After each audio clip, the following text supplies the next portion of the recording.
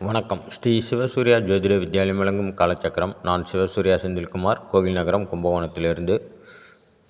2026 எந்தெந்த ராசிக்கு எப்படி இருக்கும் அப்படின்னு பார்த்துட்டு வரோம். அந்த வகையில் முதல் இடத்த ரிஷப ராசியும், இரண்டாம் இடத்த மிதுன ராசியும் பிடிக்குது.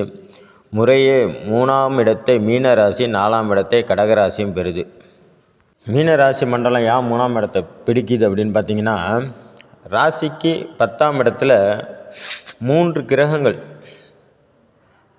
10ஆம் இடத்துல உட்காந்துருக்காங்க. அதாவது 3 கிரகமும் பார்த்திங்கன்னா, 4 கிரகம் இருந்தால் கூட 3 கிரகங்கள் அந்த ராசி மண்டலத்துக்கு ரொம்ப நட்பான கிரகங்கள். அந்த நட்பு கிரகங்கள் 3 கிரகமுமே ராசிக்கு 10ஆம் இடத்துல கேந்திரத்தில் உட்காந்துருக்கனால சிறப்பான பலன்களை பெறப்போகுது. அதே நேரத்தில் சனி பகவானோட நட்சத்திரத்தில் குரு பகவான் பயணம் செய்ய போகிறாரு.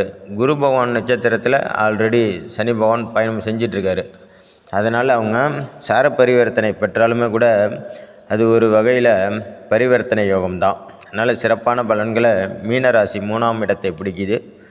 4ஆம் இடத்தை கடகராசி மண்டலம் பிடிக்குது. அதனால் கடகராசியில் பிறந்தவங்க எல்லாருக்கும் கண்டிப்பாக நல்ல விஷயங்கள் நடக்கும். இது எல்லாமே பொதுவான கிரக அமைப்பை வச்சு சொல்கிற பலன்தான். உங்கள் ஜாதக கட்டத்தில் கிரகங்கள் எப்படி இருக்குது, அது எந்தெந்த சார பரிவர்த்தனையில் இருக்குது அப்படிங்கிறத வச்சு தான் உங்களுக்கு நன்மை தீமை நடைபெறும். அதனால் இது ஒரு பொதுவான பலன்தான். இந்த பதிவு உங்களுக்கு பிடிச்சிருந்துன்னா லைக் பண்ணி ஷேர் பண்ணுங்கள். நன்றி, வணக்கம். நல்லதே நடக்கும்.